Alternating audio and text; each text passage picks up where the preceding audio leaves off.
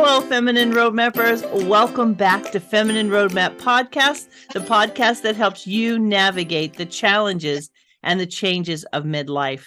If you find us on YouTube, please subscribe and ring that bell. If you are on a podcast platform, please subscribe, rate, and share this podcast. Today, we are going to be talking to an artist who started her art career at the age of 59. She began creating unique, vibrant artworks that were inspired by the world around her. And we're going to be talking about her journey of becoming an artist in midlife. Our guest today is Louise Barson. She is the artist that we are going to be learning from. Louise, thank you so much for being here today. Oh, thank you so much for inviting me. I look forward to our conversation. I'm excited to hear about this change in midlife. What led you to, what did you do before, and how did you just make this change to become an artist? It's quite long, because obviously being 59, I've done a number of things. For the most part, I'd been a chief financial officer in companies, so doing the accounts and strategy and things in retail and distribution. So that was a very sort of high-powered, long-hour job, 50, 60, 70 hours a week. No time to do anything like art. It's mostly go to work, speak to my family, my husband, and go to sleep and repeat. And then with the recession of 2008, I'd left a company a couple of years before that and gone freelancing. I'd had a project and it ended just as the recession really kicked in. So that was a bit of poor timing. And so there was no consultancy required or things like that. Companies were shedding jobs all over the world, never mind just the UK. And so I set up a decluttering business, and because it used a lot of, I went in and decluttered businesses as well as people's homes. And it took a lot of the skills in that I had from my career. So that was interesting, and I got awards for that business. And then in June 2013, I had a diagnosis of cancer. And I went to tell my parents, and before I told them, my dad told me that he'd got cancer, and he'd had it some years before. So I didn't tell him. But I decided to park my business for like 6 months while I had my operation and treatment. And during that time, my father's prognosis was a couple of years. 10 weeks later, he died of a chest infection, followed 5 months later by my mum, who had a chest infection. We need to avoid those in our family, I think. Obviously, that was quite a tough time with me still getting over my operation. So there was a delay to me thinking about reopening my business again. And I noticed a change in behaviour in my brother, and it turned out he had a terminal illness too. And I supported him for 3 years up to 2016. So my 6 months off my business came to be 3 years. And at that time, I was 58, and I was there thinking, right, well, what do I want to do? I'm 58, but I didn't want to be retired. And as it happened, I had to renew my passport. And one of the questions on the passport is occupation. And I didn't want to put retired down. And so I was having a discussion with my husband thinking, well, gosh, I need to do something one day. You're still working. He's 5 years younger than I am. He was still in a corporate job. So he said, well, you keep saying you're going to learn to paint. He said, so why don't you put the word artist down? So I did. I put artist on my passport. 3 months later, he was booking a holiday, and we'd already been on one, but he was booking another holiday, and he said, don't see any evidence of this artist, Louise. So, yeah, I said, right, I said, when we come back from that, I promise you, I'll get some paints and paper, I shall crack on and do it.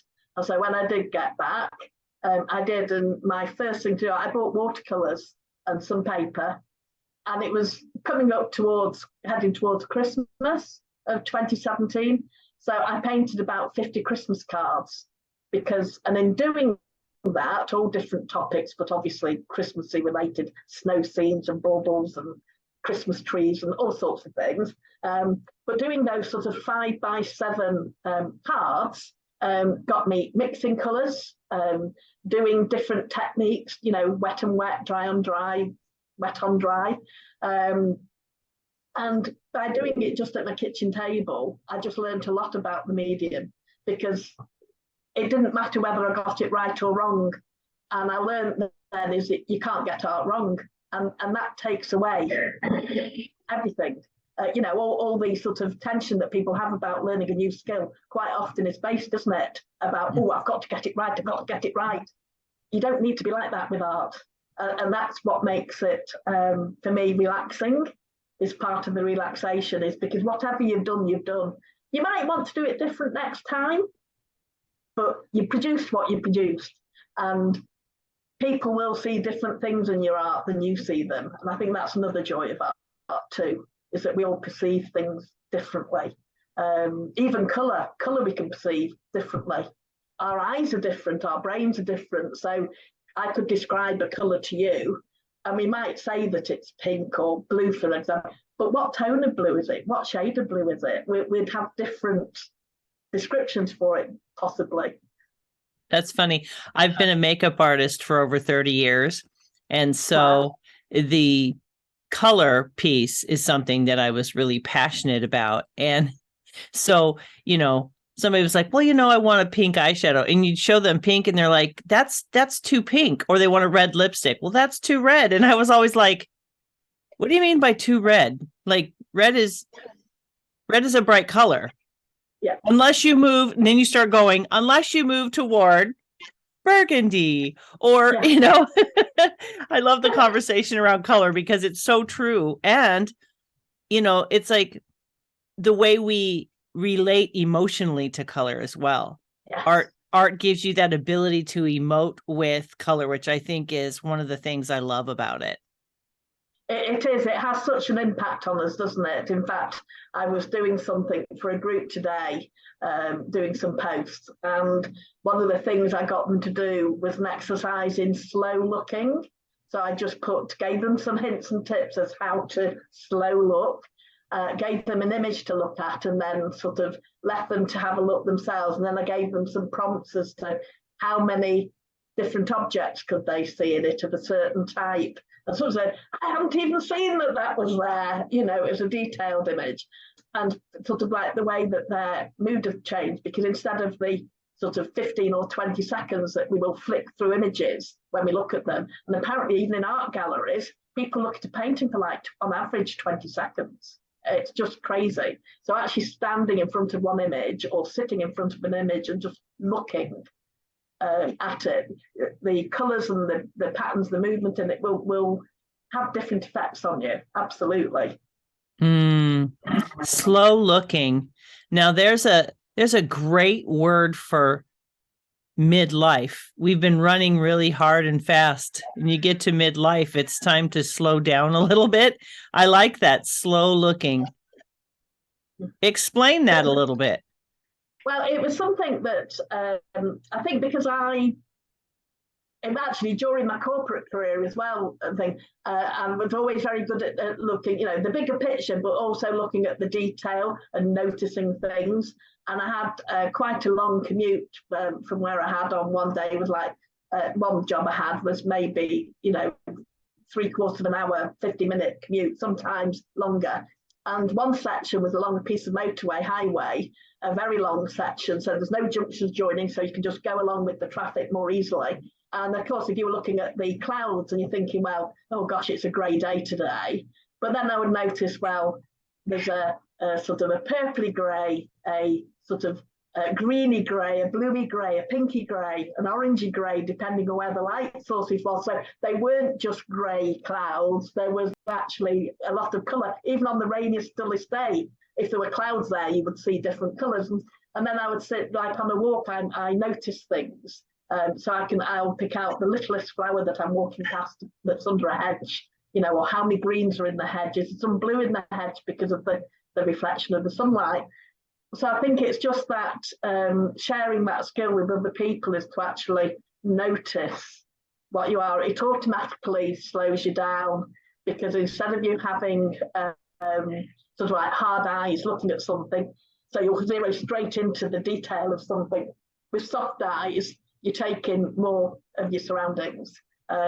It reduces your heart rate, And it also increases your happiness hormones like dopamine and serotonin. And this has been proved when, scientists like measured the effects of it. I got the word slow looking is taken from something I happened to find a couple of years ago. I've now done this all my life. I've used to play out in the field.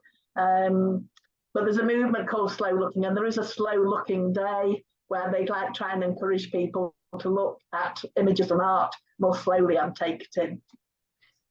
It's a really great skill to think about maybe evaluating your life when you're doing a reinvention, because you could potentially slow look over all the things you've done in your life and notice the nuances of the things that you enjoyed.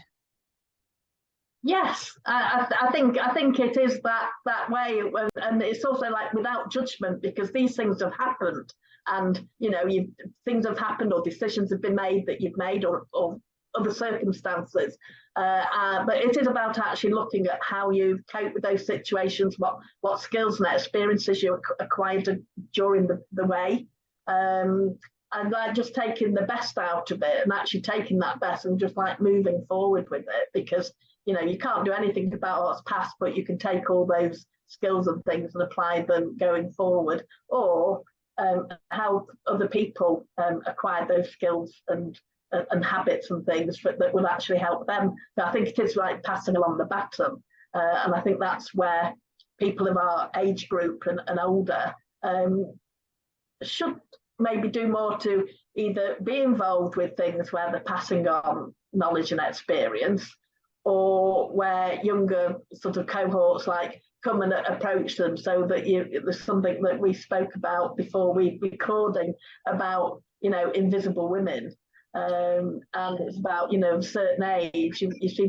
So we have to do everything to sort of compensate for that process, really, and continue to contribute in all the ways that we can. Let's talk a little bit about that invisibility, because, there is this point in life where it's either the second half or the third act. Everybody calls it something different, midlife and beyond.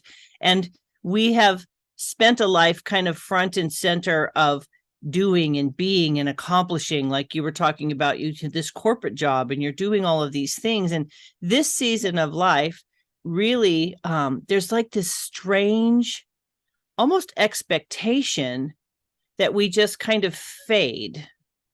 And women get criticized if they try to stay vibrant. I watched this woman, she's in the UK as well. She's 59. She's been in fitness industry, and she's adorable. She's fit. And people are criticizing her because she's trying to, quote, look young. But if we don't look young, we get criticized for that too. So there's this two-sided thing, right? We're being pushed, It feels like, but then we're also being, by some part of society, it's almost like you're not there. It's this really strange thing. And we were talking about, what do we think that is? Where does that come from? Yeah, I know it is really, and I started reading one or two articles about it. But I think what prompted me to really look at it a couple of years ago was just looking at how there's lack of role models. So I can't speak for the ones that would be in the US or other countries around the world, but in the UK, I could probably name you, say, half a dozen fabulous women, that are over the age of 60 or over the age of 65. So I could name you, or maybe even 10, that I could name. But that would be it. Where are the rest of them when you then look at the reels of men? I sort of grew up in a time in the 70s when they were talking about equal pay for women. We're still talking about it 50 years later, which is appalling. This book by Caroline Criado Perez is called Invisible Women, and it just showed you sort of like, even in things like car design, women's bodies and physiology is not taken account of. So women have less accidents, but we get hurt more because we have to pull our seats further forward to drive the vehicle, and they don't account for that in the safety measures. So naturally, if you are in a bad accident, then you are hurt more than you actually would if you're a man, because your seat would be further back, and also the shape of the seat is geared for them. Our spines and bodies react differently to pressures. In medical research, things with women on county because of our hormones. They exclude us from lots of testing because our hormones would distort the results. Well, they're part of being a woman. But there was lots, and she went through different categories of society where you could almost get really incensed about it, but then you sort of think, well, that's how it is, how do we change it? One of the issues, though, is the internet. Now, an awful lot of men write programs for the internet. They also do a lot of the reporting, and there is nothing wrong with them doing their programming and their reporting, but there's not enough women doing it. So naturally, they're understandable biases that are just a natural part of being a man, just like as women, we have our biases too, and as individuals, they get included unintentionally in all these programs. So there was an interesting thing I did last week, was saying about in sport, who are the best sporting figures?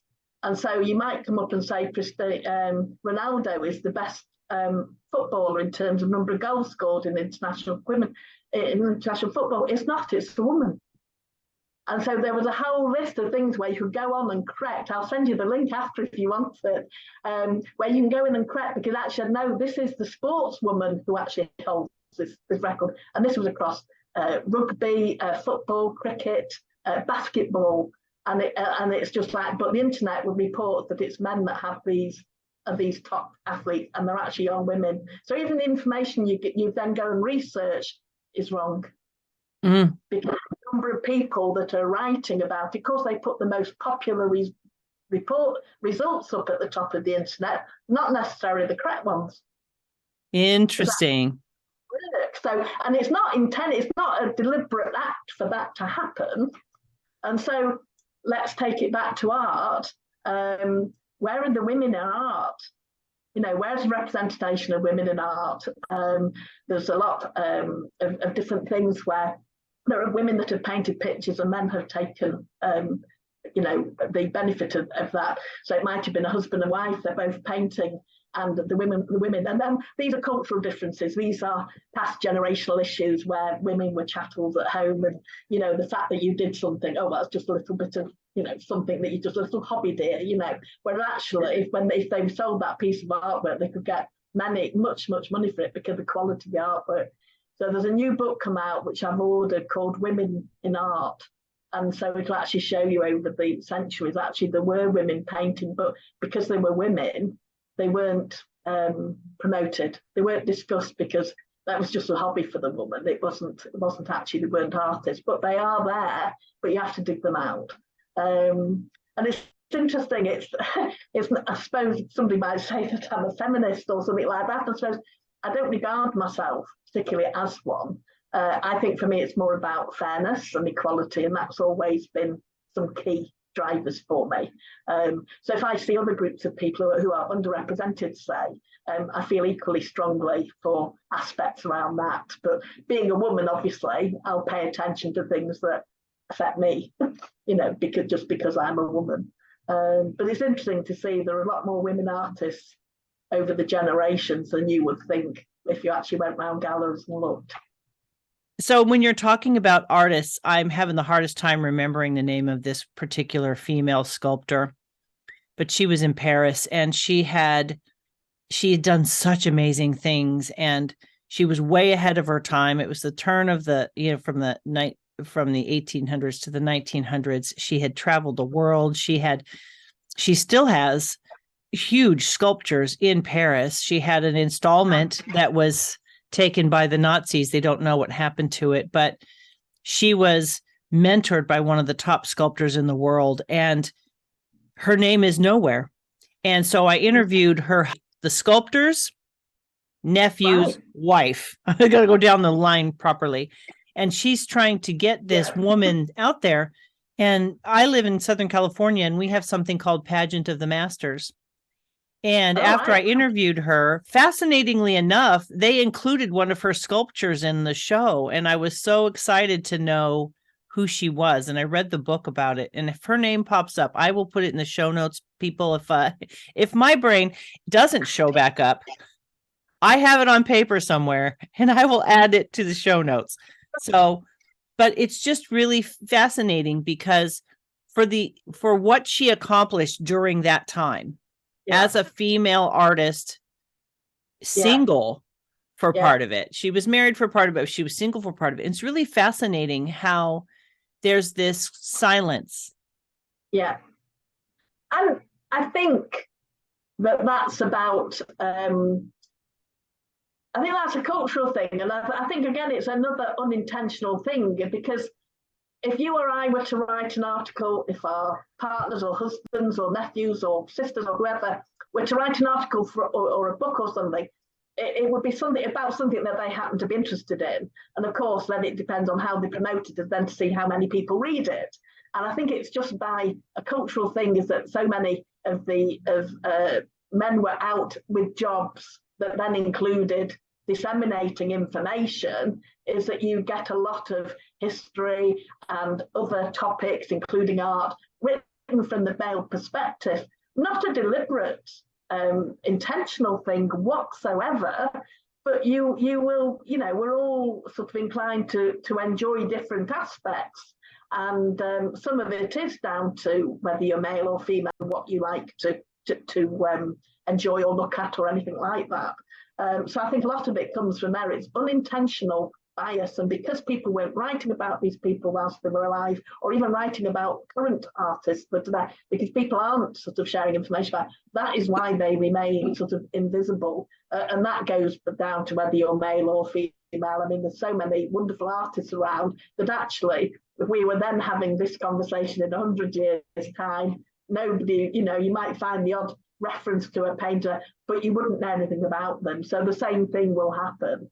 But of course, now we're inundated with information, aren't we? So I think it's even harder to become visible, whether you're an artist or whether you're doing you have some other talent that that would be wonderful to be shared with the world. So I think, we all face this torrent of information, don't we, that flies through our day, which is why slow looking and the slow enjoyment of things is maybe a good sort of habit to acquire again, and maybe be more selective, because then that helps your attention go to things and helps you think about things more easily, and also helps you retain information too, because we stop being sort of dragonfly darting around everywhere, and just take a bit more time over things. So it brings it around that circle, doesn't it, between the real observation of life, because that's what goes into art in the end of the day, isn't it? It's things that you've observed or emotions that you've felt, and that's what you're sharing, regardless of what sort of art you create.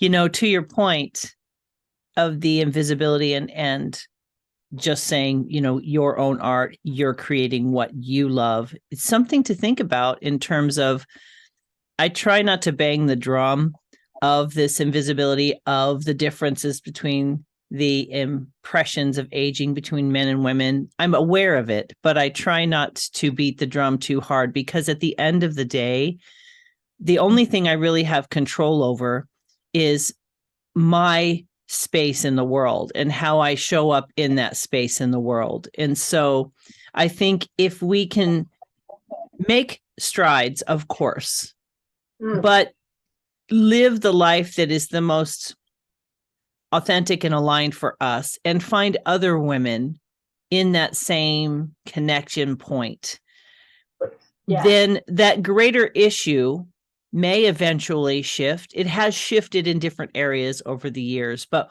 what really matters is how we are not buying into the paradigms. Yeah, absolutely. Yeah, absolutely. I completely agree with you. In fact, I agree with you about banging the drum, because, funny enough, apart from a conversation with a couple of friends, this isn't a topic I've actually discussed. And now it happens just through conversation unintentionally. It's coming out in this podcast. So, and to a big audience. But yeah, it's the first time that I've spoken about it, if you say, like in the public domain. And it just shows you where conversations can go. Yeah. Well, and it just because there's some truth to it doesn't mean we have to yield ourselves to it and live by it as an expectation or a reality. You know what I mean? Yes. And some of the about the invisibility of women, because you asked, we're wondering why it happens. I think one of the things in an article that I read, was reading last week, it's actually just saying that it's part of the sort of natural cycle, if you say, is that you're born, you become productive, you might have children, families, you're then looking at your families, those families then don't require the support because they've gone on to make their own families.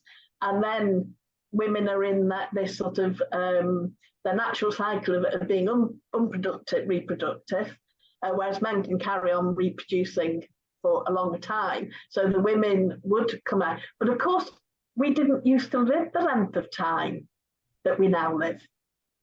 And so even over the last 100 years, our longevity has increased totally. So where there might have only been a short period where women's visibility was dropping out of sight, because then you would just be helping along with grandchildren, things like that. Now we've got this long period of time where you could say, well, what is women's role in society, or what is their role now? What are they going to do with this chunk of time? And it's also happening to men more, I think, a little bit now, because their economic status may have changed for a lot of people. And so whereas they say, well, you actually worked until you dropped, almost, now there is this retirement period. And for a lot of people in modern society, that retirement period is an extending period of time, isn't it? It might have been only a couple of years after you finish work, or 5 years. Well, now it could be, 15, 20, 30, even 40 years, even longer for some people. So I think that's certainly a change that's happened in the last 100 years. When you look at the longevity of people, it certainly has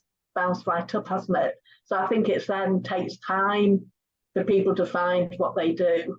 And I think by making choices, this is where people in general actually can move into doing things that are creative, things that contribute to society, and such like that.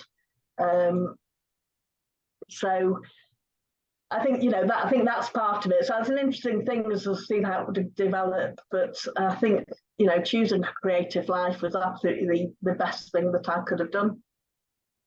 And that's the thing that we have in front of us, isn't it? Because regardless of what the world says, regardless of what the voices out there, whatever they are saying, we have a life that we've been given with this time to choose. And so there's this whole conversation around, what does that reinvention look like? What steps did you take as a woman to take this step in a different direction? You had things outside of your control that impacted the flow of your life, if you will, right? It changed the direction of your life. Rocks in the stream of life redirected you. So absolutely. If somebody else were in this situation feeling like, okay, I thought I was doing that, and then this happened, and now I'm, they feel like that sense of, I was doing something, now I'm not sure what I'm doing. What kind of processes or strategies or ideas could you offer a woman if she finds herself kind of in that place where you were before you moved in this direction? Yeah. I suppose I was lucky in terms of that. I'd had my corporate career, I'd had my business. Yes, I have my husband and everything, but I've always been totally independent from being a young woman, making my own way and everything. So economically, I was at a point at 59 where having an income was a good thing, but not an absolute necessary thing. So day-to-day expenses, yes, could be taken care of by my husband's salary, but I'd contributed in other ways to, into that situation in the past. So yes, I was lucky that I didn't have to go out and say, right, what employment am I going? Because the one thing about becoming an artist is that you are not guaranteed a regular income. It will quite often come in fits and starts, particularly when you're starting out, because you've got to discover your skills, discover the aspects of art that really appeal to you and how you can apply it, and then you need to spread the word about what you do, and then actually find the people that like the art that you create, so that they start connecting with you, and obviously then that will lead through to buying things. But I wanted something that, I got the total enjoyment out of creating the thing. So I started out with just making those cards just to easily turn over things I could actually, give them out to friends and family when they had gone. But it gave me the insight into watercolour. I then went through and obviously started painting larger things. And I just happened to put one up on Facebook, and it actually was a painting of a hare. And I painted about 3 or 4 of these hares just in different colour ranges and more or less the same style, but different colour ranges. And somebody just sent me, who I didn't know, but somebody must have shared the picture somewhere. I didn't know this person from Adam. And they just said, oh, is that painting for sale? And I thought, well, I've got 4 of them. So, yes, I can let one go. I only need one hare, who I have kept, actually, which is hazel hair, which... It's that one. I don't, you can see the picture. Oh, that's Hazel. yes. So I've kept Hazel for my own collection. Yeah, so that was Hazel, but I had 3 others with different names. And anyway, this person came through and so she said, well, how much it is? And I said, well, I don't know. I haven't thought of selling it. How much do you want to pay? And they messaged back, oh, gosh, I don't want to insult you. And I said, it won't be an insult. It's just information. What are you happy to pay for this painting? And she said, well, it's a present for a friend. And she said, well, I'll pay between 100 and 150 pounds for it. And I said, well, 125 pounds. Yeah, that's great. That's it. And because I thought she'd come back and say something like 75 quid or whatever.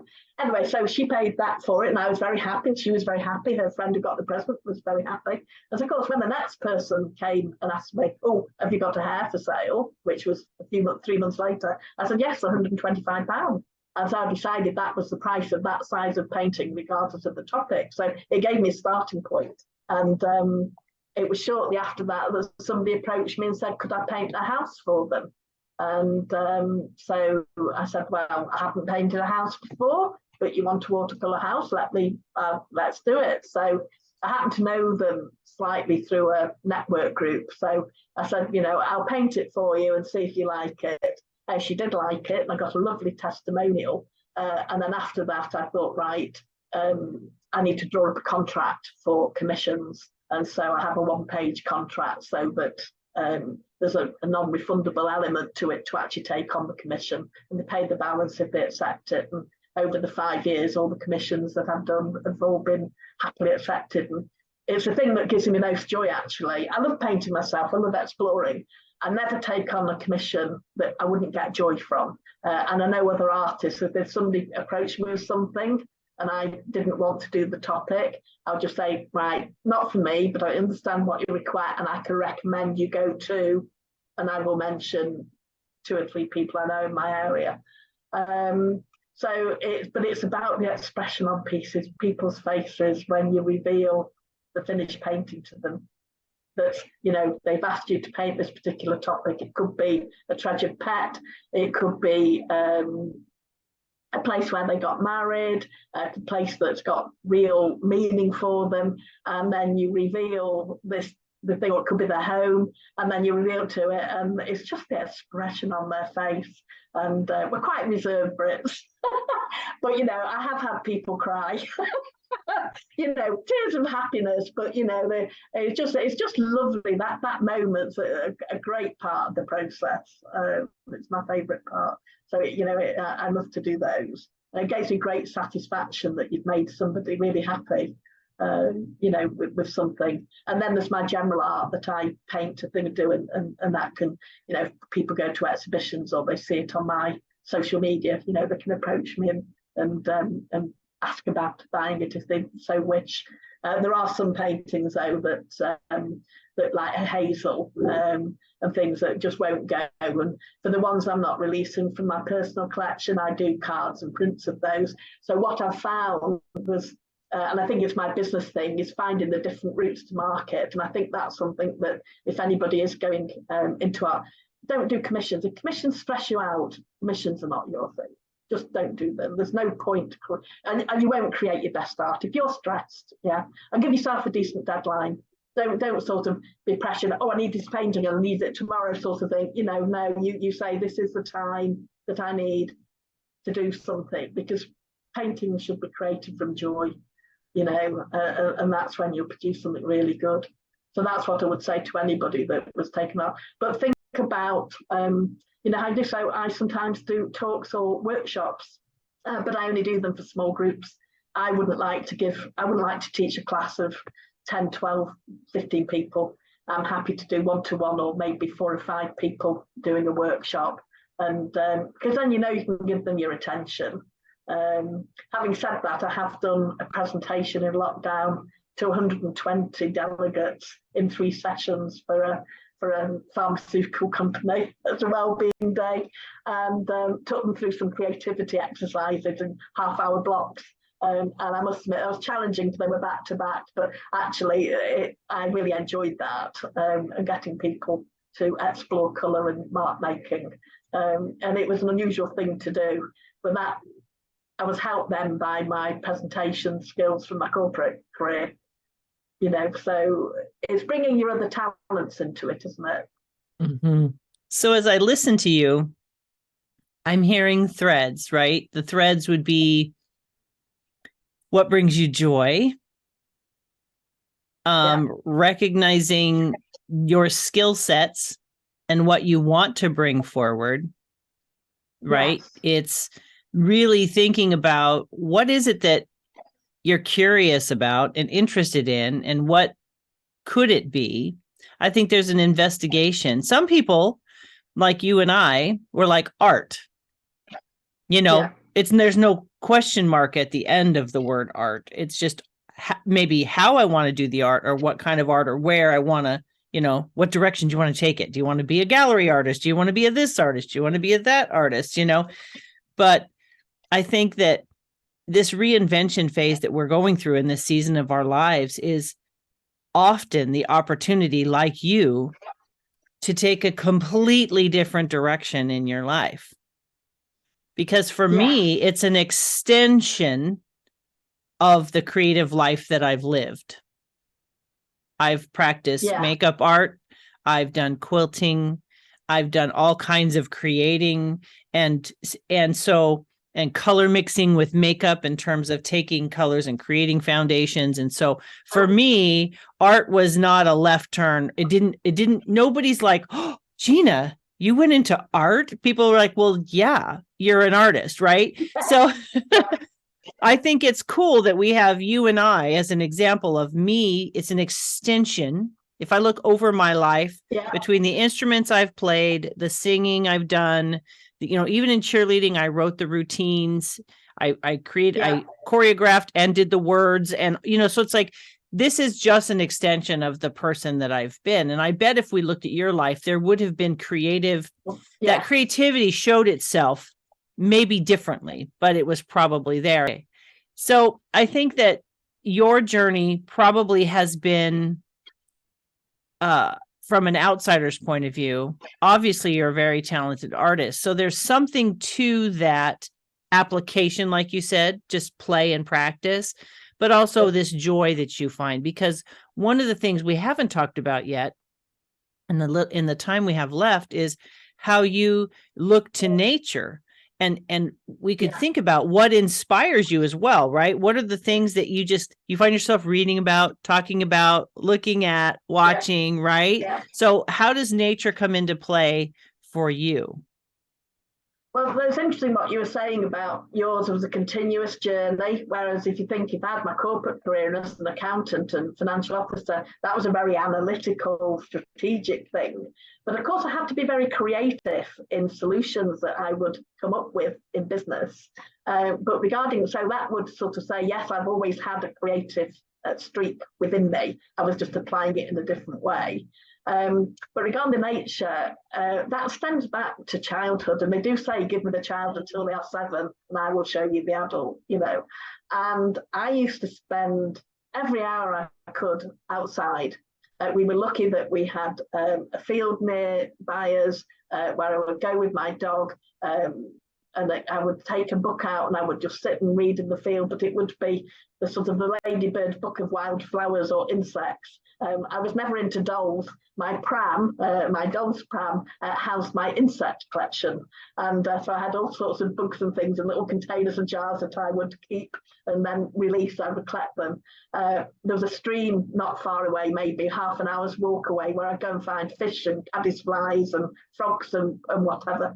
And the birds. And so I was always, because I was outside, that was a place that I loved to be out in the fresh air. As I say, I prefer to read outside rather than read in the house, for no other reason that what's better than sitting with your dog amongst a pile of wild flowers and grasses and hear the wind through the trees and still be in your book, off to different worlds.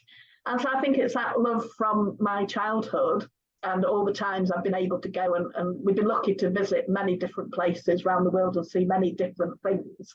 And I think that's just why art will, nature will be a great part of my art. And yes, I know that you can see a variety of things on my page maybe, but actually, when I'm drawing things like trees here behind me, I draw them in different styles. I mean, trees are fascinating.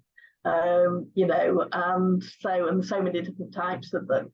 So I will be painting more trees and sort of landscapes now as I go in. But yes, it will go into animals and stuff. But it's about getting that clarity then, so that people actually, I have, yes, I will still paint things. I think I showed you a painting just before that's with gold leaf. I will paint things that are maybe outside the idea of nature. But I might be going to share those with a more select band, so maybe people that sign up for my newsletter, so they won't be out of the media, because then I will get known to being the vibrant landscape artist.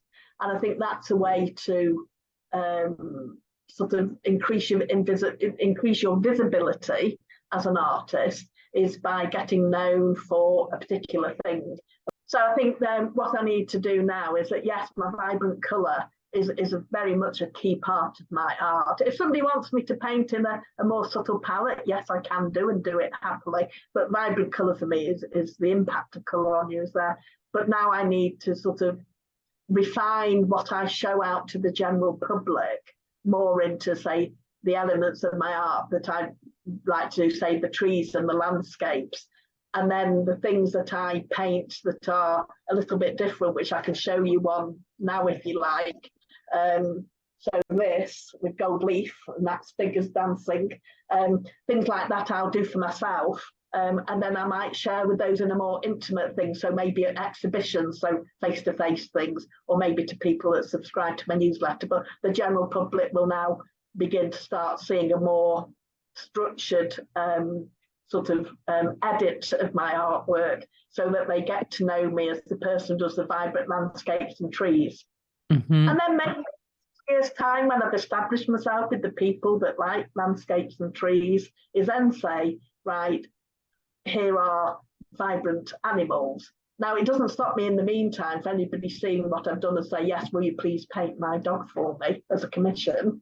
And I can do that, because I just wouldn't put it up, into my social media.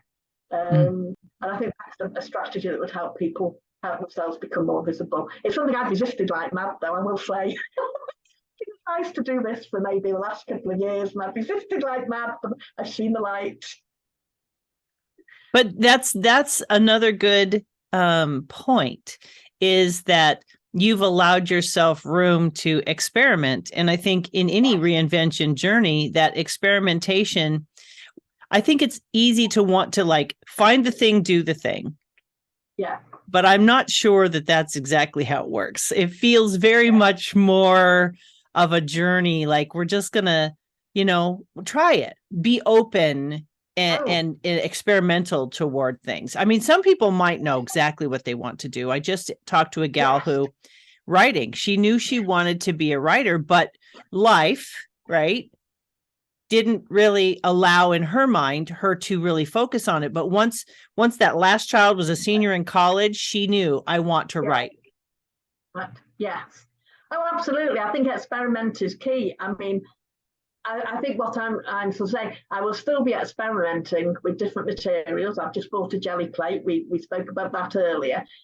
but the work that I produce of that jelly plate will not necessarily go out into my website and social media. That is the stuff that I will share in a more face-to-face situation, or say maybe with my email subscribers. So, oh, look what I've been having a play with in the studio. So that my public, should we say, face, that you have no control of over social media, or at least I am controlling what will be going out there. And then say my more one-to-one relationship, my more intimate artistic relationships with my group of followers, they can see. I will share with them the stuff that I'm experimenting with, because art's there to be shared. So it'll just be a matter of what I curate to show the general public. So I will continue to experiment with things, because that's the joy of art too. But that will actually help me bring other things into the work that I'm going, because you have to me, regardless of what you're doing, you need to continue finding things that invigorate it and explore it and expand your knowledge of stuff. And I have been a lifelong learner. I mean, I've done so many different things over my life, and I think that all feeds into the passion that I have for what I do. Mm-hmm. So if you were to take 3 things that you wanted to give to a woman who is heading into midlife or is in the middle of midlife and trying to still figure things out, what 3 pieces of advice would you give her? Make a plan. So whatever it is you need to have some sort of plan. You need to have some sort of objective, because unless you have some sort of objective, then your route will just take you anywhere. You need to have some ultimate goal. And that goal can change over time, but you need to have a path, because then you can see whatever other decisions that you make along your choice, at least they are decisions. Do they help me get towards that goal? Yes, it's not always a straight line, is it? You might have to tick off, but go forward and tick off and go, but you're always heading to that goal. So I think that's a real key one to do. Find something that somehow gives you some joy and passion, because otherwise you'll get jaded very easily. So it would be great if people were doing something creative.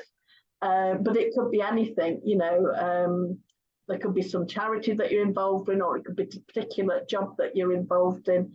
The great thing, I don't know whether it's affecting other countries, but in the in the UK, there's a big job gap in the age of over 50. An awful lot of people disappeared took early retirement due to the pandemic. They made different life decisions and decided that they didn't need to be economically active. So we've got this big gap. So that actually creates a lot of opportunities for people who are 50 plus, who want to go and find work or employment, because they're wanted now in the workforce, where you might have said 5 years ago that they weren't wanted. Now they're wanted. So there are a lot of opportunities. I'm hoping that that's the case in other countries that your blog's been to. And then build up your resilience. Things happen, yes, and you need, I won't say look back, you need to review stuff, because you need to see why certain things happen. Some things are just natural processes during life, like the things I mentioned, illness, deaths, and so on. Those are mine came all along like buses all at once, but usually, they're spread out. But you need to review that, but dwelling on it doesn't get you anywhere. You need to review it, see if there's anything that you want to change, make your plan, as I say, get an objective, and then just look where you want to get it, but with joy and passion, because that will help you remain engaged. It will help you remain productive. And when you're in that position, you're in flow, aren't you? And so you're then living your best life. And if it doesn't work out, because sometimes you'll try things, they don't work out, hey, you tried it. Always look and see if you got a plan B, because that's there. And you never know what's around the next corner. So, there's always opportunities there. You just have to be open to seeing them. So it's about keeping yourself in that stage where your mind is open to the positive things, rather than the I can't. It's I can. It's not that there's nothing there for me, it's what's there for me. And your brain's very good at paying attention to what you're concentrating on. So if you say that there's nothing there for you, guess what? There is nothing there for you. If you say that there are things there for you, your brain will consciously look out for stuff and then you pop up and think, oh, yes, I can do that. But I would wish anybody well that's going on a new voyage. It can be scary and exciting, but just go for it. Keep your head up, keep a smile on your face, and keep on going. Oh, wonderful. Louise, I want to thank you so much for reaching out to me and asking me if you could be on the show, because this is one of those opportunities that I've been looking for, to find a woman who has done the thing in midlife and beyond and made a change and taken a step and doing something courageous and very different in reinventing herself. And I feel like your art, number one, is beautiful, but you're inspiring and you're encouraging. And I really appreciate you sharing your story with us today. Oh, well, do you know what? It's been really nice to talk to you. And thank you so much for inviting me onto your podcast. Absolutely. So, Louise, how can people get in touch with you and see your art? You can look on my website, which is www.louisebarson.co.uk. And I've started a blog on there recently too. You can find me on social media on Facebook and Instagram as Louise Barson Art. And on YouTube, I've got a channel, Louise Barson Artist. I've got various videos up there, and I'm going to be adding more to it as I go along and develop my art practice. That is so fantastic. And even if you're not thinking you're going to become an artist, go check out her YouTube, because sometimes it's just fun to watch another person create, isn't it? Yeah, absolutely. Or is it just us? Oh, you don't know. I must admit, I've got one or two time-lapse videos up on my social media and YouTube and so on. And people just love them because, something that's taken me hours to create, it just zips through in like less than a minute. Yeah. Benny Hill painting, but you can see it get created. So people like that. Awesome. Well, if you happen to be with us today on YouTube, just look down below. I will have those links to Louise. If you are on a podcast platform, just head on over to www.feminineroadmap.com/episode 323. And the show notes will be there for you as well. And today, friends, we've been talking about Louise as an artist and her journey of reinvention in midlife and her creativity. And even if you're not considering yourself as creative or as an artist, or you're not really interested in that, these stories remind us that we can do anything that we put our mind to. And to Louise's point, what we focus on grows. So as you find yourself in this place of reinvention and you're not sure which direction to go, ask the question, what can I do? And just follow the trail that it takes you on. Maybe consider looking at some of Louise's videos, play a little bit with art just because it can actually free up your mind. Maybe not be the goal, but it is very helpful in helping the mind become more creative in solutions as well. So maybe consider creativity as part of your journey to get you where you need to go. Friends, don't hold back. Take a step in some direction. There is really, unless it's illegal, immoral, and unbiblical, it's probably not wrong. It's probably just something that will lead you to your next best step. Be courageous, my friends. Midlife is the most amazing season of life. There's so much you can do, so much you have to offer. Just go for something and keep going. The resilience that Louise talked about, just be resilient in the process, trust it, enjoy it, and take some slow looking into your life as you go along your path. Thank you for joining us today. We look forward to sharing more inspirational stories, people, and strategies with you in the weeks to come. Take care, my friends. Bye-bye.